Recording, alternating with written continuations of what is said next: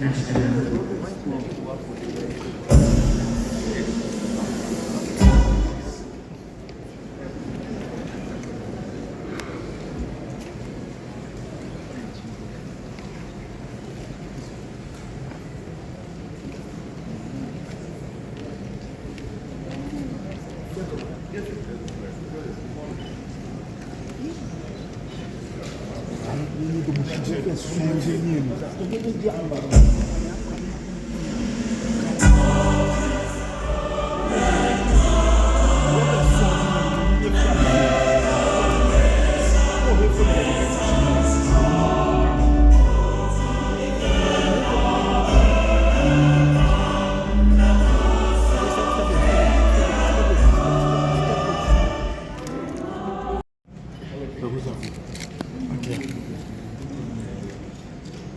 His Excellency the President of the Republic of Ghana.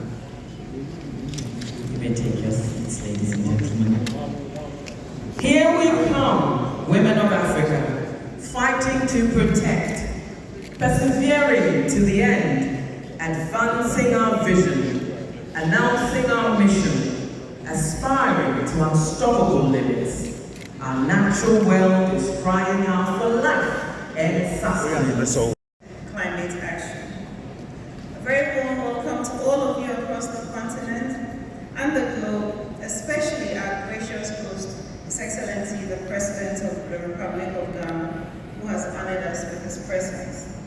It is indeed a great pleasure to have you all with us as we open this inaugural edition of the Africa Women and Children Conference, AfriWalk, an initiative of the Samira Empowerment and Humanitarian Project on the theme, Amplifying the Voices of Women and Children in Climate Action. This theme is in recognition of the pivotal role women play in shaping the destiny and sustainable and resilient future of our beloved continent. Every now and then, ladies and gentlemen, in history, humanity faces moments of infamy, moments that present us with stark choices of destiny. Our world, our time now, is experiencing that moment. Our world, the only earth we have, stands on the cusp of uncertainties, confronting the future of humanity like never before. The raging fires across Europe and North America, the steaming heat across the globe, droughts, the many climate-related impacts on vulnerable communities, floods, etc., remain daunting reminders of a disaster unfolding in real time. Regrettably, the voices of the worst affected are drowned out in the conversation. Women, children, the poor, and Africa. What is a responsible generation to do in the face of this challenge? We must speak up. We must act right. We must lead, and we must be the solution. I therefore charge all of us not to treat this conference as a usual talk show, but rather a commitment to seeing this vision through. AfriWalk is being convened as that commitment platform to discuss the impact of climate change on women and children in Africa, assess relevant mitigation and adaptation policies and projects, while utilizing indigenous knowledge as well as innovative ideas, and to coordinate a network of organizations focused on women and children in the climate change economy in Africa. This Nobel conference will be a forum for discussing policy gaps and advocating for gender-responsive and child-centered policies and measures at various levels. My passion for the well-being of women and children birthed the Samira Empowerment and Humanitarian Projects, a not-for-profit organization established with the purpose of empowering the underprivileged and underserved through diverse social interventions and projects. Over the past 6.5 years, SEP has undertaken timely initiatives and interventions in the areas of health, education, and economic empowerment. Our Safe Delivery initiative has provided over 7,000 birth kits to expectant mothers, saving lives of mothers and newborns and dramatically reducing the SEC literacy. The Vice President of the Republic of Ghana, our Second Lady, Her Excellency Samira Bawumia, here now with the opening statement for the main edition of the Africa Women and Children Conference 2023. I'm a mother of 3 young children living here in Ghana. Every day I work in the farm to provide food for my family and income to support my husband as we take care of our children. In the old days, our mothers went to the farm too. They were able to sustain their families and send their children to school from the harvest of their farms. These days, things have changed. They call it climate change. It affects the weather, the water, the soil, and even our crops. The rains do not come regularly as they used to. And sometimes they pour down and cause our lands to flood. When this happens, we have to abandon our farms and move elsewhere. Sometimes the soil is poisoned, and sometimes the warm weather brings more diseases on our crops. As a woman, I struggle to find new information on how to adapt to these changes and maintain my farming activities. I hear that the government and some agencies are providing solutions, but most of the solutions are taken up by our male counterparts. I wish organizations will focus on women as they bring changes to our farming activities. This is because climate change is making it harder and harder for women like myself to continue to produce food that we can use to feed our families and make money to send our children to school. We are happy that women-led organizations like AfriWork are looking for women and children-focused climate adaptive solutions.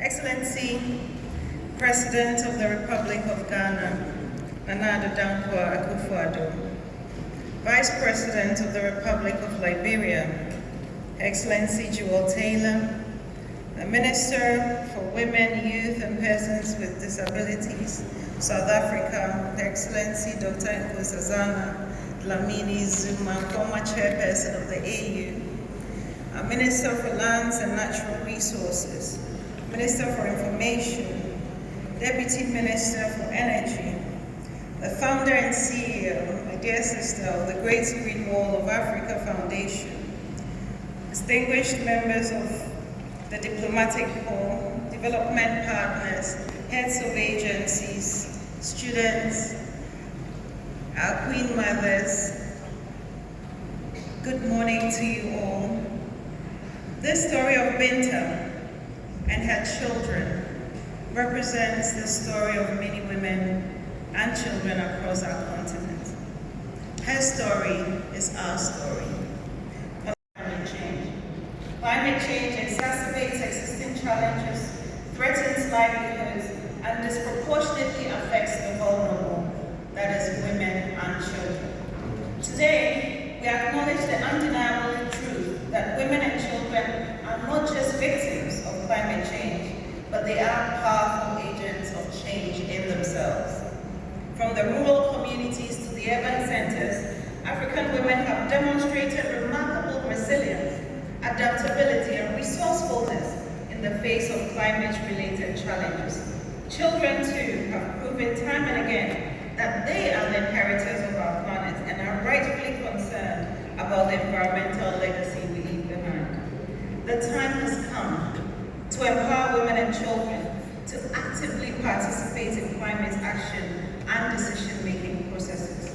When we amplify our voices, we enable them to contribute innovative solutions and sustainable strategies that can revolutionize our approach in tackling climate change.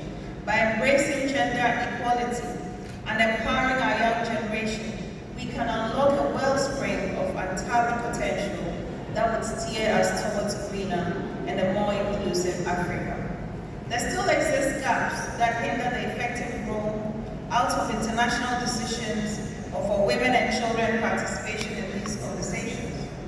These gaps include unequal representation of women and children in climate discussions, the lack of of gender disaggregated data and inadequate technology and innovation, which compromises efforts to outline gender-responsive interventions to enhance the capabilities of women and children in adapting to climate change. It is in recognition of the foregoing that together with our partners and sponsors, the Samira Empowerment and Humanitarian Project is convening this two-day conference to bring together leaders, experts, stakeholders, advocates, to deliberate and assess the impact of the climate crisis on women and children in Africa, advocate for women and children-centered policies, discuss practical and realistic climate initiatives, coordinate a network of organizations in the climate space, and document the indigenous knowledge and innovation for replication and adoption, upscaling, and most importantly, put women and children at the heart of climate action to be the anchor for solutions. Your Excellencies, ladies and gentlemen, I kindly entreat you all to engage fully in the panel discussions and breakout sessions as we expect to climax with a commitment that will advance actions towards the well-being of women and children in climate change mitigation and adaptation through an ambitious call to action. Discussions during this conference will include, but are not limited to, policy activation, breaking barriers and increasing women and children representation, leveraging indigenous resources, incorporating technology and innovation measures in climate change initiatives, accessing green financing, climate change and health impact, and building synergies to promote viable interventions and create a platform for nuanced implementation of actions that empower women and children for climate resilient, sustainable development. As we discuss and collaborate during this conference, let us not forget that climate action must be holistic, inclusive, and intersectional. It must address the diverse needs and challenges faced by all, but especially women and children from different backgrounds, including those in rural areas, urban centers, indigenous communities, and persons with disabilities. Only through a comprehensive approach can we ensure that no one is left behind in our pursuit of sustainability. I call upon governments, organizations, businesses, and individuals to recognize the urgency of the climate crisis and embrace the transformative power of gender equality. Let us support initiatives that amplify the voices of women and children, create platforms for their ideas to flourish, and elevate their leadership roles in climate action. We cannot make progress without leveraging the full resources of the majority of our population, especially in decision-making. Women and children bear the brunt of disaster, natural and man-made. Therefore, this Women and Children's Conference is a powerful opportunity for us to unite, learn from each other, and craft a shared vision for a sustainable and equitable future. Together, we can make a difference by listening, by amplifying, and by empowering the voices of all. Recommendations and resolutions emerging from the conference will influence decision-making processes, leading to a more inclusive, effective climate policies to feed into the Africa Climate Week in September 2023 being hosted in Nairobi, Kenya, and further to COP28 in Dubai, UAE. I'm deeply grateful to His Excellency President Nana Addo for the opportunity to host this conference in Ghana and for his esteemed presence. Many thanks to our special guests of honor, Excellency Dr. Amina Mohammed, Deputy Secretary General of the United Nations, and the Director General of the WTO World Trade Organization, Dr. Ngozi Okonjo-Iweala, our special guest speaker.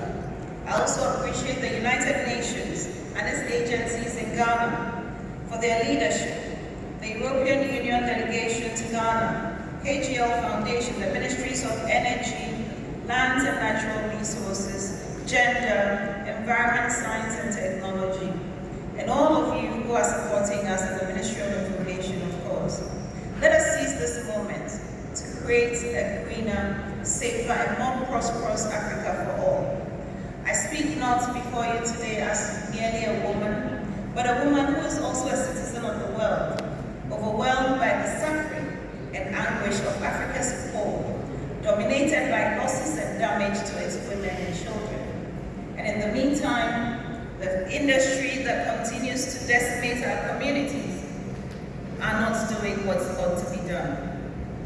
I will end here, as I began, by making a plea for a meaningful commitment to this meeting. Let's not be gathering here in vain. Let our efforts match our actions. In the tone of a cliche, let's put our money where our mouth is. Remember the helpless child and the vulnerable, whose future is damned by our past and present action, to move our collective conscience towards action, meaningful action, to save our lives. To move our collective conscience towards action, meaningful action, to save our lives. Only if we see this as a favor to ourselves should we be moved to act. I thank you all for your attention.